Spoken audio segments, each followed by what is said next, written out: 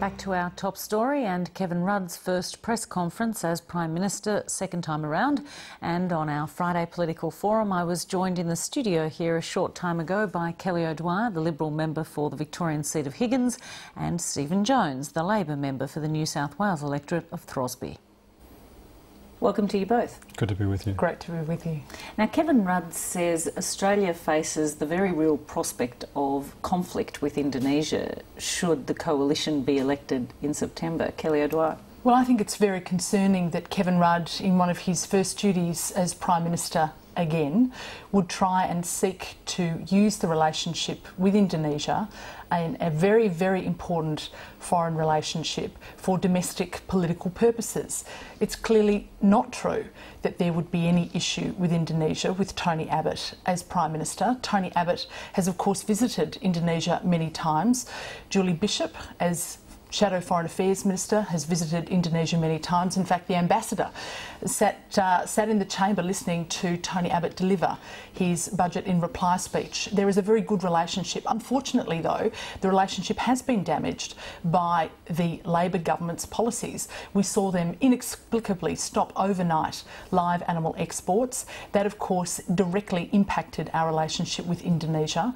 We are going to take quite some time, I think, to be able to properly restore the trust that was in existence before that time, that of course will need to actually be rebuilt now over many, many years. Stephen Jones, do you agree with Kevin Rudd's assessment that turning the boats back would trigger some kind of war with Indonesia? Well, look, the Indonesians have actually made it quite clear, Emma. On the 31st of May, almost a month ago, the Indonesian ambassador made it very, very clear that the Indonesians weren't going to agree to what the coalition are putting forward as their policy of turning back the boats to Indonesia. The Indonesians won't accept it, and they've made that perfectly clear. And what is interesting tonight, for the first time in probably 3 years, I've heard Kelly from the opposition wanting to get off the topic of asylum seeker policy. She couldn't get off the topic quick enough, because what Kevin Rudd has done today is expose the fact that the coalition's policy is an absolute fraud. But worse than that, it's absolutely negligent, because it poses the situation where we could be in a diplomatic conflict with our nearest neighbour and one of our most important neighbours. As Stephen Jones mentions, we've had the Indonesian ambassador, as well as Mahfud Siddiq, the member of Susilo Bambang Yudhoyono's ruling coalition, now both of them slamming Tony Abbott's policy of turning back the boats. At the very least, do you agree that there could be some kind of diplomatic dispute here over this issue? Well, no, I don't agree there's going to be a diplomatic dispute. We have very good relationships with the Indonesians as an opposition, and Tony Abbott has made it very, very clear that his first trip overseas is going to be to Indonesia. But there's clearly a disconnect in the rhetoric here between what Tony Abbott's saying and what the Indonesians are saying. Can I just take issue, though, with something that Stephen said? Kevin Rudd himself said on numerous occasions, in fact, I think on 3 separate occasions in 2007, that he would turn the boats back. I mean, he said that this was something he was going to do. That was at a time when he was going to be strong on border protection. That's before he dismantled the policy, and it was before the Indonesians. 45,000 people arrived. Actually, I'm glad you've raised that. He did, and as you would recall, he stood up in Parliament and said, yes, I went into the 2007 election saying I'd turn back the boats. I then got security advice on becoming Prime Minister, and I was told it would not work. Well, and what he then went on to do... We did it on 7 separate occasions successfully in the previous coalition government. As I've said to you in the past, you can say Kelly, it's not going to work, because but these guys... It actually did work. You've turned what wasn't a problem into a massive issue now. I mean, we didn't have a problem. used to work with rabbits too, but time moves on. Events have changed. Let's move on to another issue of today, which was Bob Carr in Jakarta on this topic. He's told the Indonesian government that 100% of asylum seekers coming to Australia are, in fact, economic refugees. It seems extraordinary that he would say that, given the Department of Immigration tells us that at least 93% of people who arrive here claiming asylum are ultimately deemed to be legitimate refugees. Look, I think what Senator Carr was referring to was the significant wave that we are seeing coming from Iran at the moment, and on the basis of the assessments that are being done, it's quite clear that a significant majority of those people, a significant majority he of said those 100%. people are economic. I've spoken to the Senator Carr about this on a number of occasions recently, and he has expressed to me his concern about the wave of Iranian refugees that are coming here and the problem that that poses for us and the Indonesians. So, look, I didn't hear the comments that you've attributed to him, but I do know what Senator Carr's concerns are. Senator Carr's concerns are the fact that we're having our humanitarian places taken up by people who are clearly economic refugees. And why, are they coming, I suppose, is the question. Why are they coming? Because it has been made easier, and it was made easier for them by Kevin Rudd when he was Prime Minister. He can't simply talk the talk and say somehow he's different. He needs to explain how and why and what it is that he'll do, and he needs to then do it. But this is the thing. Well, hang on, yes, OK, I agree with you. We put into the Parliament a series of mechanisms. We've got a plan. We have a put plan in place, that was successful. Kelly, I listened to you patiently and at great length. We've put propositions into the Parliament recommended by all the experts in the area, and you blocked them. Kelly O'Dwyer, I'm interested to know what the mood's like in your party room, given Kevin Rudd has, in just over 24 hours, managed to entirely change the national conversation, and indeed already the polls are showing he's leading Tony Abbott as preferred Prime Minister. Well, I'm not sure which polls you're referring to, but I don't think it's changed anything at all, I must say to you, Emma. I mean, we see that Kevin Rudd has come back. He knifed Julia Gillard 3 years ago. She knifed him in exactly the same week. So he's got blood on his hands in the same way that she did then. He says that he's going to be new and different, and I've got to say it's a little bit like deja vu. I remember the fake Julia, then the real Julia. Now we have the old Kevin Rudd, now the new Kevin Rudd. But the fact is everything is the same. A third of his cabinet resigned. There were 8 people who refused to serve with him. It is a very, very divided caucus. 45 people didn't vote for him. We've got more division and dysfunction. We have no plan for the future coming from the Labor Party. The only plan that he's been able to articulate is a plan to take on the Prime Ministership, and he seems pretty satisfied with that. He's given no explanation as to how he is going to be different, what policies are going to be different. In fact, he tells us everything's actually pretty good and it's going to be more of the same. Well, I think the Australian people are sick of that. They're sick of people playing with the Prime Ministership in the way that Kevin Rudd and the Labor Party has done, and they want a choice. They want the people to decide. Stephen Jones, are you convinced that Kevin Rudd is a changed man, that there'll be less of the chaos we heard about, that he'll consult more broadly and have more respect for his colleagues and his staff? Absolutely certain, and I wouldn't have supported him unless I was certain of the fact. And I think the important contribution that Kevin Rudd made to the political conversation this week was when he stood up in Parliament and before then in the Blue Room and said this: we've got to put an end to this endless bagging and negativity and have a debate about the issues that really matter. A sensible policy debate. A sensible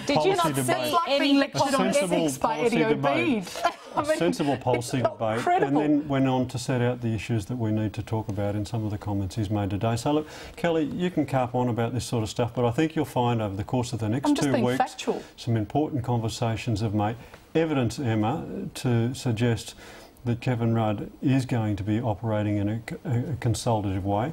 The big policy decisions will be made when the Cabinet meets next week.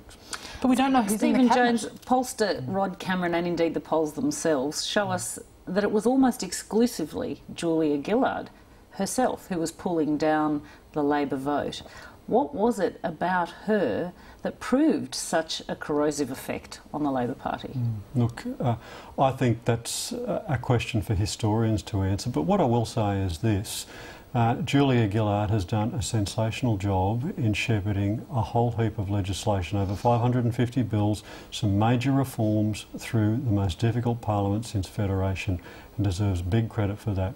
Yes, there's no secret the fact that trailing in the polls, difficulty in getting our message through in the face of incessant carping negativity from Tony Abbott and the coalition willing to stoop at no level stop at no level to try and bring a base political conversation into the Parliament and How's elsewhere. pointing out your record the fact, of a base political conversation? Is, Emma, look, I think over the last 24 hours we've seen a game changer, and I think the caucus is invigorated by that. The people who want to vote for Labor at the September election, the people who are very deeply concerned about Tony Abbott being the next Liberal Prime Minister of this country are very excited about the change.